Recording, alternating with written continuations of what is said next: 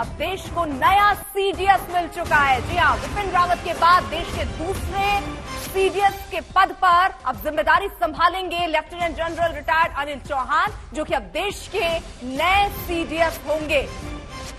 उत्तराखंड के पौड़ी के रहने वाले हैं अनिल चौहान, इनके कंधों पर ये जिम्मेदारी, क्योंकि विपिन रावत के बाद ये सवाल उठ रहा था कि आखिरकार वो कौन होगा जिसको ये जिम्मेदारी सौंपी जाएगी। आतंकवाद रोधी अभियान में चौहान को महारत हासिल है, उनके बारे में ये खबरें सामने आती रही हैं। गोरखा राइफल से सेना में उनकी एंट्री हुई थी। तो मंजीत हमारे साथ, हमारे सहयोगी इस वक्त जुड़ चुके हैं। मंजीत, विपिन रावत के बाद अब देश को दूसरा सीडीएस मिला है।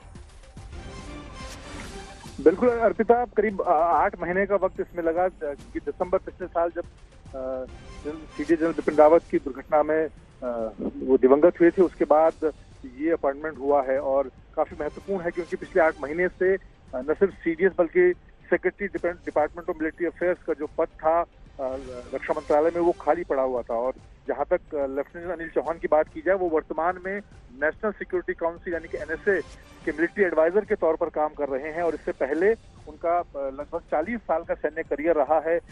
मई 2021 में वो सेना की ईस्टर्न आर्मी कमांड से कमांडर के तौर पर रिटायर हुए थे और उसके बाद नेशनल सिक्योरिटी काउंसिल में वो मिलिट्री एडवाइजर के पद पर कार्यरत थे।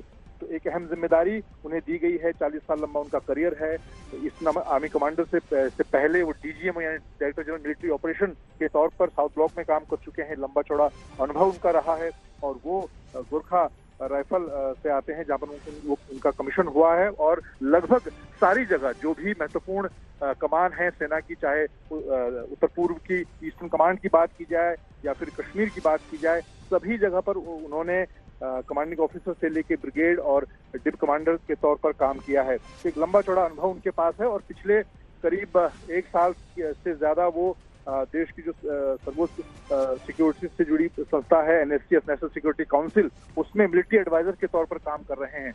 और अब करीब 8 महीने के बाद मोदी सरकार ने एक बड़ी जिम्मेदारी उन्हें दी है। जी, बहुत बहुत शुक्रिया मंजीत तमाम जानकारी के लिए।